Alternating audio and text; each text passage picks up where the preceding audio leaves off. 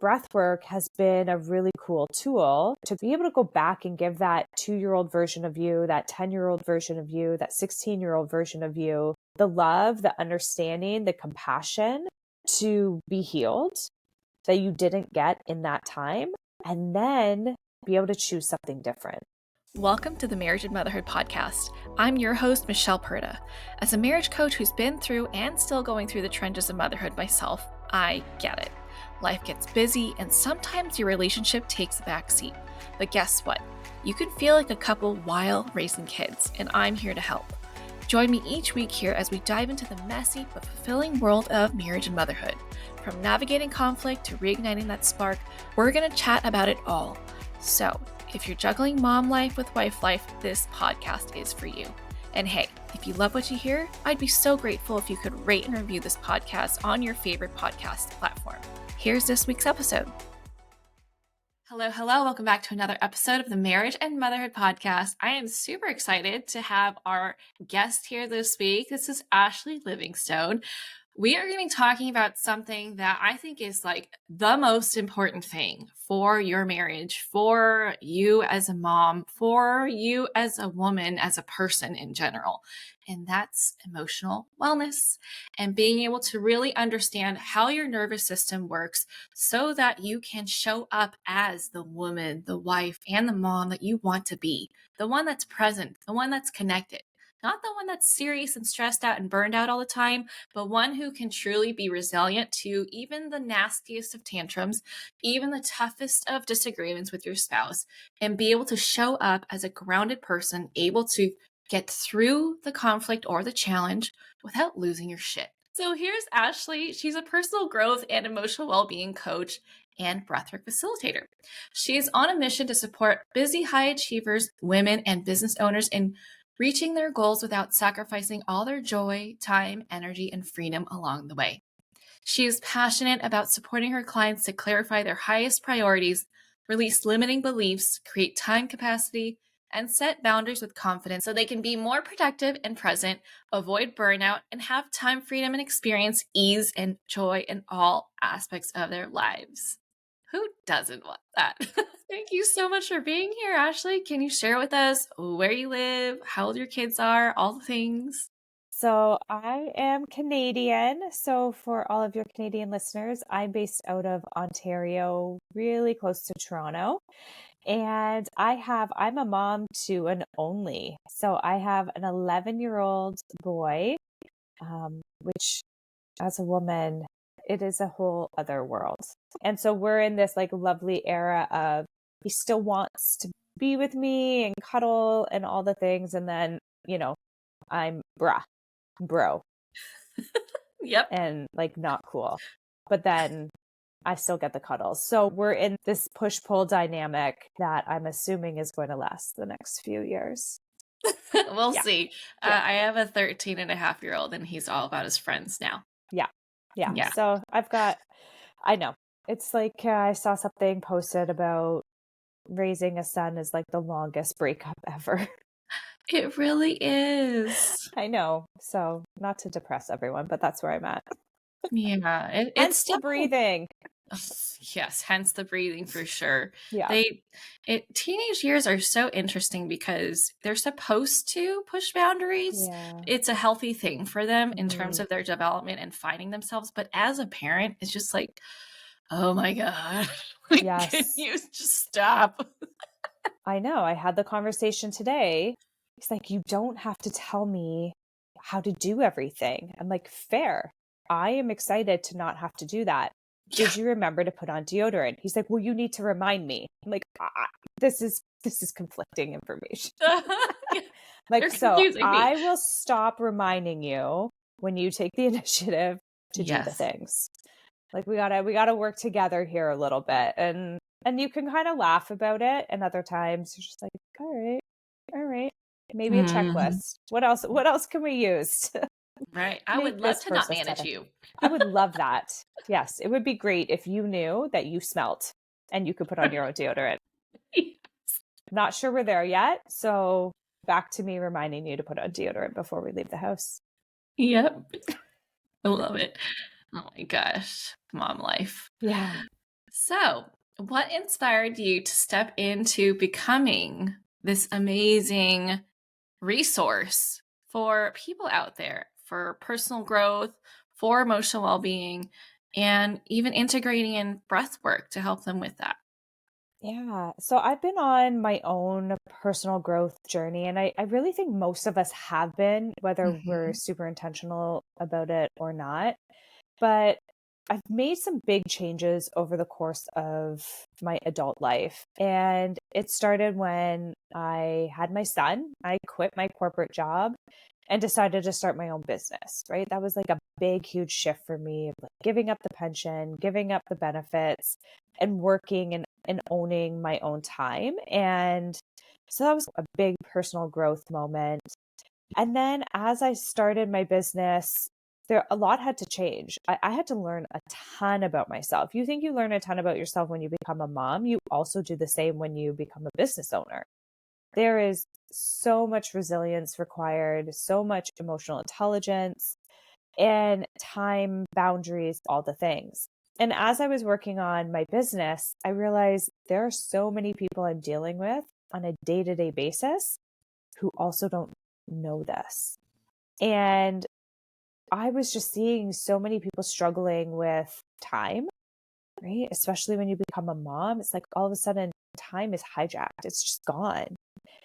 And boundaries, right? Saying yes to their bosses when they really don't have extra time, or saying yes to every single play date out of fear of like being left out. But it was just draining so many people. And then when I started practicing breath work on my own, I realized that this all just was like the missing piece for me of like how I worked with people and how breath work just like rounded out that support, right? It became now healing from like the inside out. So that when you work on time and boundaries and confidence and all these other things, you actually feel that way instead of just forcing it. I love that. And we had an interesting discovery, a really fun one that Ashley and I actually went through the same Yes. program to be certified as trauma informed breathwork facilitator. So that was really fun. I know. And I I didn't love even that. know that. Were we the same like cohort? No, I think I was the Okay, cohort okay. after you. Yeah. So Yeah, I know. so Small world, wild. but Such a it's small world. powerful. It's powerful Yes. work. And I think that's why it attracts like minded people, Mm-hmm. right? On the same mission of learning how the body and how somatic healing can actually help in your day-to-day life. Yeah.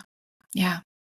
So let's talk more about that because I Yeah. don't know if it's just my feed because on Instagram, they'll show you what you're interested in, what you show the algorithm that you Yeah. love. But for me, it's like I am seeing left and right, or I should say up and down because it's Instagram, all this stuff about emotional regulation, nervous Mhm. system regulation. And I am here for it. I'm like, man, where was this 12 and a half years ago? That's when I stepped into my stepson's life. I had no idea. Now looking back, I'm like, wow, I was so unaware Mhm. of my emotions, how my body has been trying to communicate with me this entire time. And now that I know, it's like that is the very first thing I work with when it comes to my clients. The Mhm. very first thing is like awareness, right? Yeah. So, why do you think that this is just now coming out? Because this isn't like new stuff here. No, and I kind of agree with you too. I think once you know it, you see it everywhere. Mhm. My challenge is all of the people out there who are completely unaware. Mhm. They don't even know a different way of communicating, or they don't know a different way to cope or manage. There is a whole load of people walking around who just think this is the way it is. Or this And is I the way know that. I am. Yes. And I used to be like that as well. I held grudges. Like, man, I could hold a good, solid grudge. I was quick with my tongue to react. And I always had a one liner in there ready to like Mhm. just zap. And I was like, oh, that's my personality. That's who I am. And I never really realized that that was so many different like protectors and parts of me that have been built Yes. up over time. And it actually isn't who I am. And now that I'm in this space of being these unhealthy habits and being brave enough to try something else on. And Yeah. most people don't want to be uncomfortable trying something else on. That'd be fair I to couldn't say. agree more. Oh, 1,000% fair. I mean, if you were lucky enough to grow up with caretakers, parents who embraced your emotions, who actually created a safe space for you to express them, to sit in it and understand them, and they helped you process them. If you didn't have that, you're probably like us, right? I always thought, oh, I'm an Aries, so that's why I'm this way. Like the way you describe yourself, I was like, that's me. Yeah. I am quick to react. I am witty, but on the other end of that, when I'm upset, like, oh, you better watch out. My tongue is very sharp. And it's like, you better not piss me off because I will lash out on you like no other. And I just thought, well, if you just don't piss me off, then you're fine. Yeah. That's a you problem, not a me Right, problem. exactly. Yeah. And you know, it's kind of funny. For those who are into astrology, there's a funny BuzzFeed article that shows you how each sign apologizes. And I think Aries said something along the lines of, well, you should have known not to do that, or something like that. Yeah. Yeah. I'm a Scorpio, and I'm pretty sure it would be something like, that's blank, actually. yeah, it's like Scorpio's like, you just don't apologize. No. That would be admitting defeat. Come on. Right. Or My mom's a I'm Scorpio. sorry you did that. Exactly. Yeah. Yeah. So we all have these ways that we have grown up and absorbed. And I think that's kind of what it is. We just like pull and we absorb and we build this body full of stories, and they don't often serve us. They're there to keep us safe, but it's actually misguided.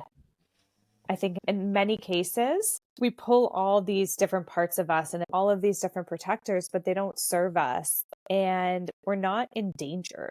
You know, survival and our nervous system and all of those things were created to keep us safe way back when. Like, and I'm talking like way back when, like cave person era, as cave people, being afraid of the lion or needing to actually truly save ourselves. And there was real threat, and there absolutely still is real threat in our lives.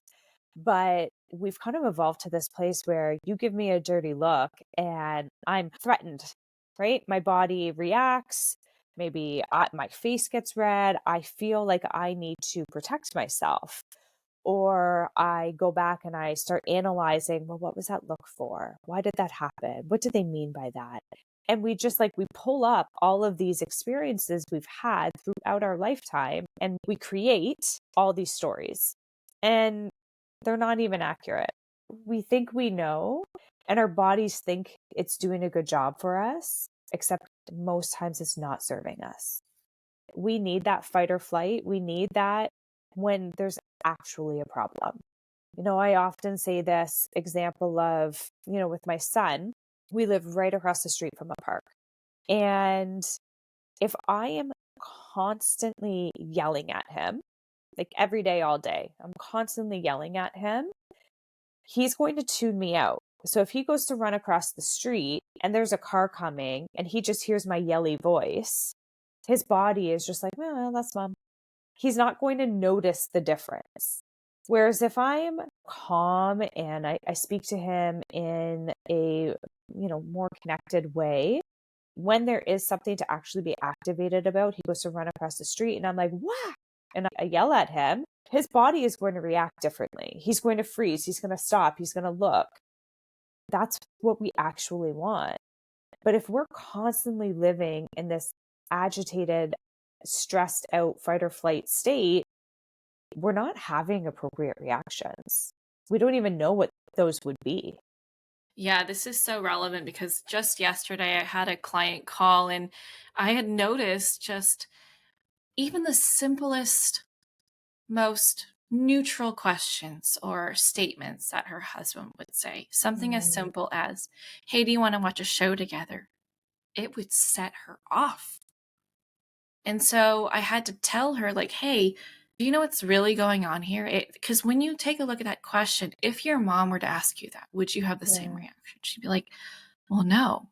And I had to walk her through the self-coaching model where circumstances Mm-hmm. affect your thoughts affect your feelings affect how you show up, like what you Yeah. decide to do or not do. And that affects the whole dynamic, the results, right? And I told her, like, hey, when you feel those sensations come up in you, that's your body like waving its hands. Hey, there's something going on here. I perceive a threat. We are in danger, but it's not actual physical danger. Mm-hmm. And the more we realize that, we can start to take a look at, why is it that I feel so triggered by this? What are the thoughts that are flooding my mind? Right? Our minds are so good at building all these stories Yeah. about what's going on. But if you realize there's something else going on there, Mm-hmm. and the overthinking could have been because when you were a child, you were told to be perfect. And if you weren't loved the way you Mm-hmm. wanted to be loved. And so you held on to this notion that I have to do things right. I have to overthink. I have to overanalyze the situation and act in a certain way, or else I won't get the love that I need, or Yeah. else I'll be a bad child, whatever it is. And we're taking that programming into our current life until we realize, oh, we don't need to do this in this situation. Yeah. And it's Yeah. crazy how breathwork can really help us not mentally understand it, but allow our bodies to release that need to feel like this is the only way we can respond, Mm, but add in additional ways that we can choose from, right? Because there is a time and a place for that. for sure. But as adults, it's probably a lot fewer than when we were kids.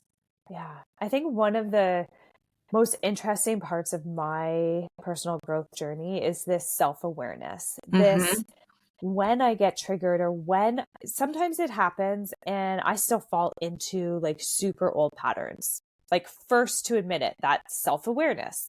I can see myself doing the things and going, ooh, I wonder. Now I get super curious of like, I wonder why that bothered me so much. And I can sit with it and go back. And so my son plays a ton of like competitive sports.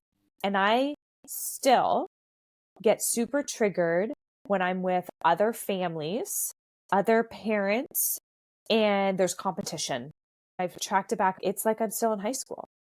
I get ported back right to high school and I behave and I act the same way I did it as a high school student who was like feeling threatened. Like, am I in the crowd? Am I not in?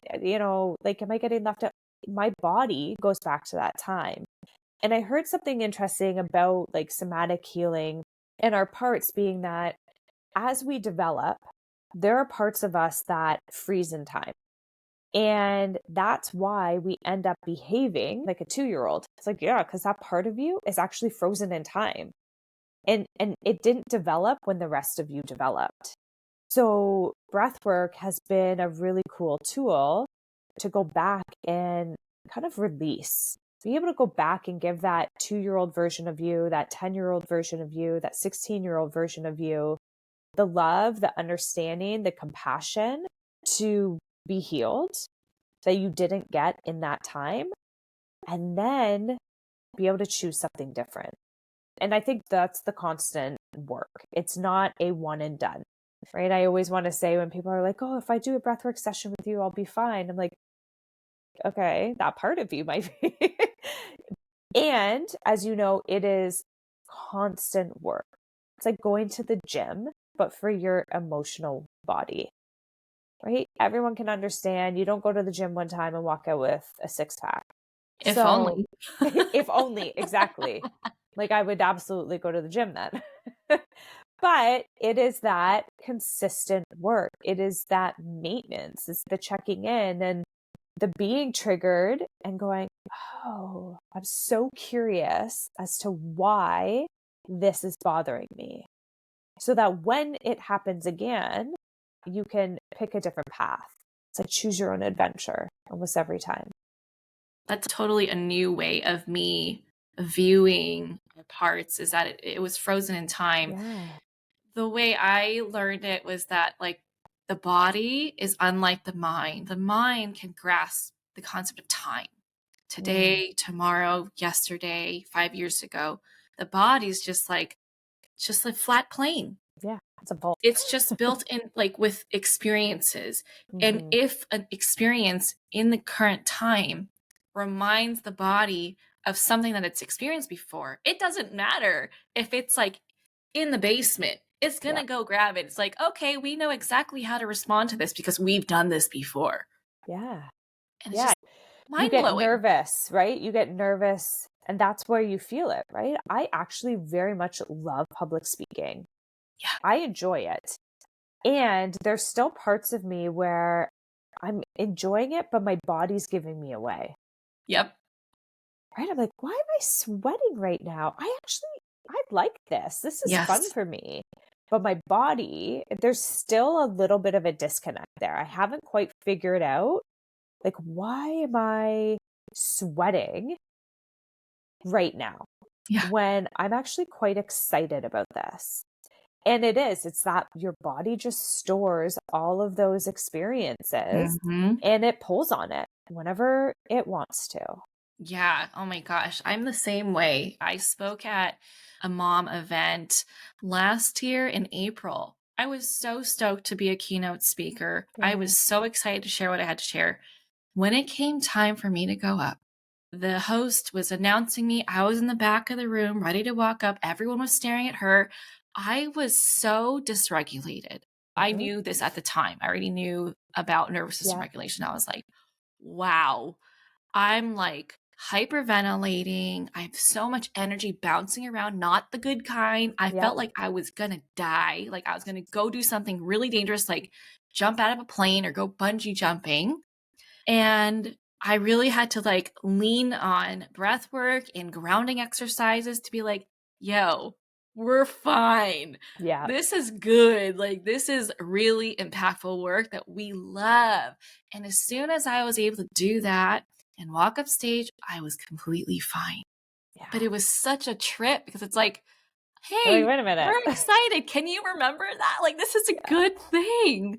But the body's just like, I don't care. Like this was scary to you before. And maybe you got made fun of, or, maybe you stuttered and then you felt really embarrassed. Like the body doesn't want you to experience that again, right? Yeah. And I think when it comes to that nervous system regulation, we do have the tools to come back into our body and calm ourselves down. And that's something I lean on every day. It isn't just in the heat of the moment or when I am feeling nervous. I use breath work and regulating my nervous system as a daily ongoing thing. So I kind of see that as like proactive. Yes. Right? How can I keep myself feeling calm, feeling grounded? Because again, we shouldn't always be living in that heightened state of arousal, of like fight or flight.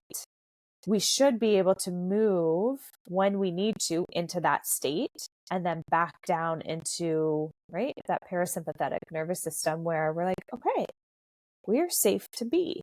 We are safe to be here and we can be grounded and calm.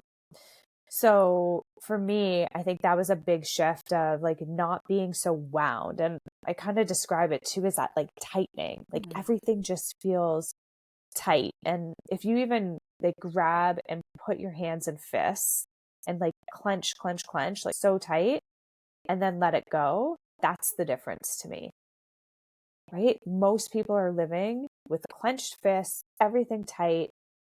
And having a regulated nervous system is what it feels like when you release that grip. Yep. I love it. And for those of you who are like, what the hell is breathwork? You keep talking about it and how beneficial it is. Can you describe what it actually is? Yes. maybe. It's like a little bit of voodoo mixed with science. No, that's what I actually love about breathwork is it has this a little bit of that woo factor and so much science that backs it up. And for me, that's how I like really focus on it. So breathwork is the intentional act of being conscious and aware of your breath. I see it kind of like meditation, but next level, because with meditation, it's all about stillness and focus on nothing. This gives you permission to focus on your breath. And when I made that shift, I got into deeper states of like accessing my subconscious and deeper states of relaxation way faster than I ever did with meditation. And so really it is consciously bringing in more oxygen than you typically would, just like we are right now. And you can do it for a couple of minutes, or you can go on a nice long journey, like 45 minutes if you wanted to, longer. And I use it a couple of different ways. If I'm feeling really anxious, right? And I'll name that. That's like just a feeling, right? It doesn't mean I am anxious, but I'm feeling this way. Or if I'm feeling angry, feeling frustrated, I like to use a very activating breath to help move that energy out. Instead of just going, nope, anger doesn't have a home here. I'll just like stuff that down. Or, a good mom isn't angry.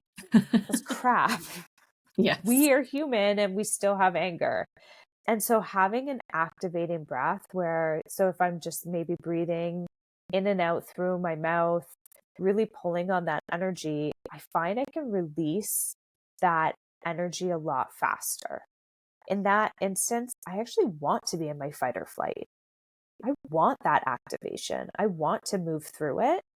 And then if there's times where I'm just like, oh, everything feels chaotic, or there's times where I'm just like, I just wish I had a bit more space, right? A bit more time, a bit more space. I don't want to feel go, go, go, go, go all the time. Then I will do more of a calming breath, right? Like our in through your nose, out through your mouth. And I find my body responds to that so well, and it just calms me right down. It's such a great grounding exercise. And I think they both have a purpose. There is no one breath pattern. There's a couple of different ones. And I really encourage people to play with it to see, what do you need in this time? Do you need to move energy, or do you need to feel more grounded? Yeah, that was my favorite part of the program, was learning the different breath styles. And I find myself using it in my day-to-day because like sometimes I'm feeling great and resilient, and other times I'm like, I am one look away from snapping at my kids, right? Because like I have 3 kids, so like sometimes they're just constantly fighting, and I'm like, I'm so overstimulated. I'm like, you guys just need to stop. Can you just stop? Yeah. But how have you found that breath work can help with couples and families? How do you personally use it, and how do you mentor your clients to use it? Yeah. So I always think that first you need to use it for yourself. When I first started like my personal growth, a lot of it actually came from me wanting to like fix my kid. He was a boy, he had lots of energy, outbursts, all the things. It was like, I need to control this. This is a lot. And I really realized that at the end of the day, if I want him to do anything, I have to model it. You don't stop yelling with yelling, right? And so that was really like a big learning. So first and foremost, use the breath to regulate yourself. And whether that is a daily practice or a weekly practice, doing something with someone facilitated and being super strategic about it. And then bringing it in to the family. So showing your kids or showing your significant other before you speak, right? Pause and take a nice big deep breath in and out just through your nose. let your body relax, and then think about what you want to say. Use the breath to help you create space between your reactions, that quick tongue or that look or whatever it is. And then I practice it with my family. Now I actually guide my son, like if he's going to bed and he is wired, we'll do some breathing and let him feel his body relaxing. And when I do that with him and he's like, oh, mommy, I can feel that. That's a win for me. He plays baseball. I've seen him stand on the pitching mound without even me having to say anything because I'm trying to be quiet in the stands. I can see him like stop, take a breath, throw the pitch. I can hear him now telling his buddies on the field, you got this, man, just breathe. I love that. I do too. And there's like small little wins. When you see your kids taking that breath, you know that they're immediately regulating themselves, right? When you see your kids holding their breath and then screaming, they're not regulated, right? It's the pause with the breath that comes with that regulation.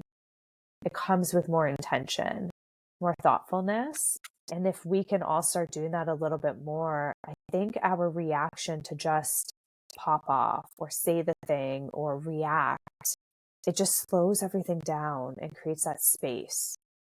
Yeah. And I think that allows it to be more possible for you to respond rather than react. Yeah. Right? I like your example of if you're constantly yelling, reactions are good, but not every single time.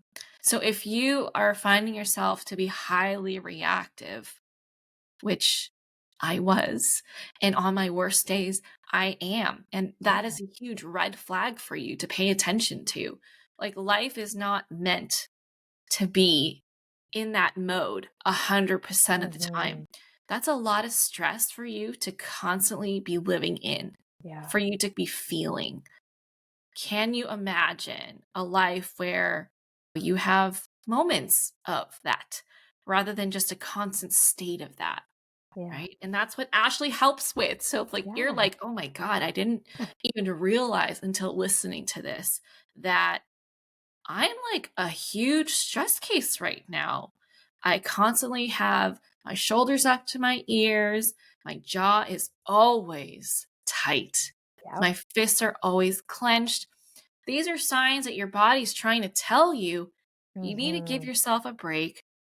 Something needs to change, whether it's setting boundaries, communicating something that you've been holding back, whether it's you need to take better care of yourself, right?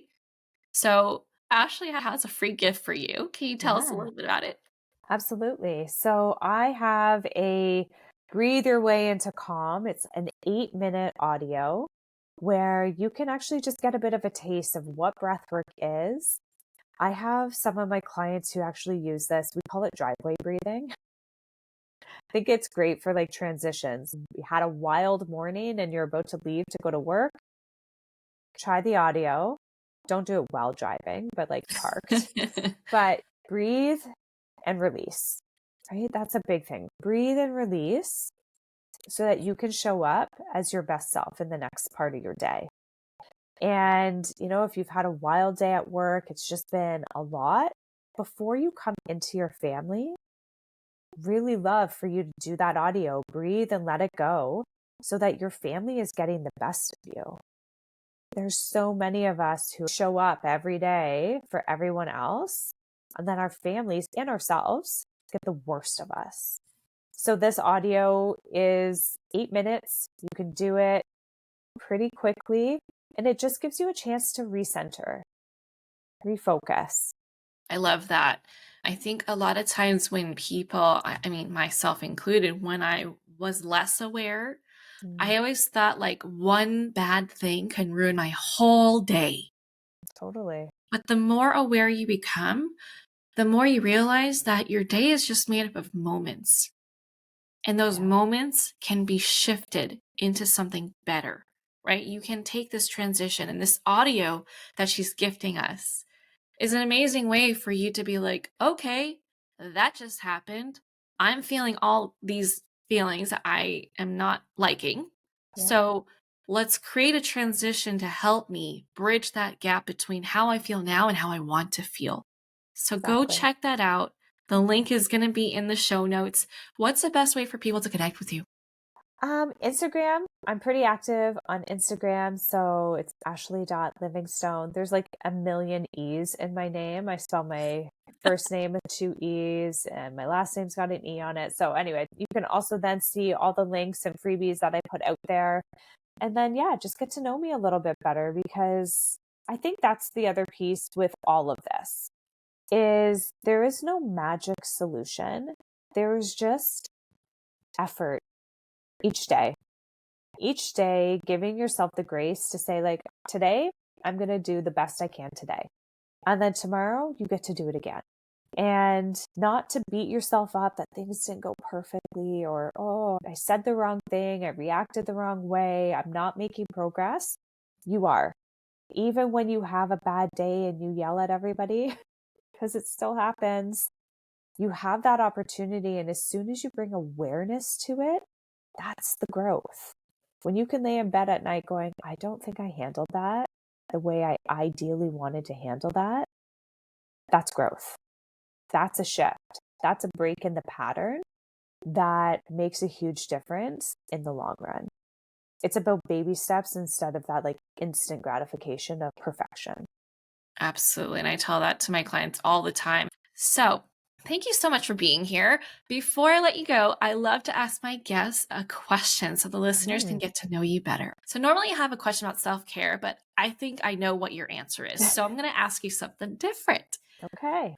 What's your favorite trashy TV show? Oh gosh, it's so trashy. I love Love is Blind. Me too. I'm addicted to it. And it's really funny because I love it. I love to watch it. And I watch it with my partner and we're always just like, we're good. Yep. We are good. We got this. And the more self-aware you are, you're just like, oh my God, these people need some coping skills. Yeah.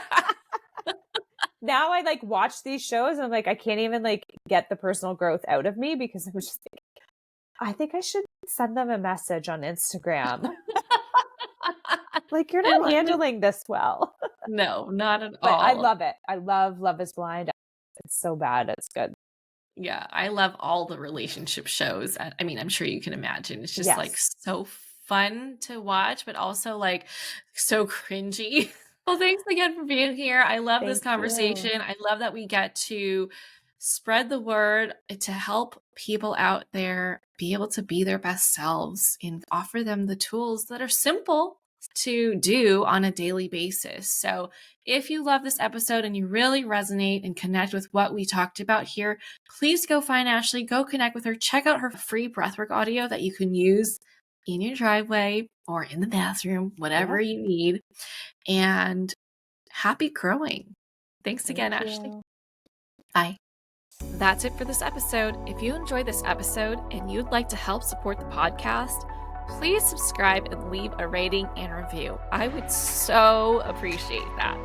And if you love what I share here, then you're going to love and want to join my free private Facebook community that's also called Marriage and Motherhood. I hope to see and connect with you in there.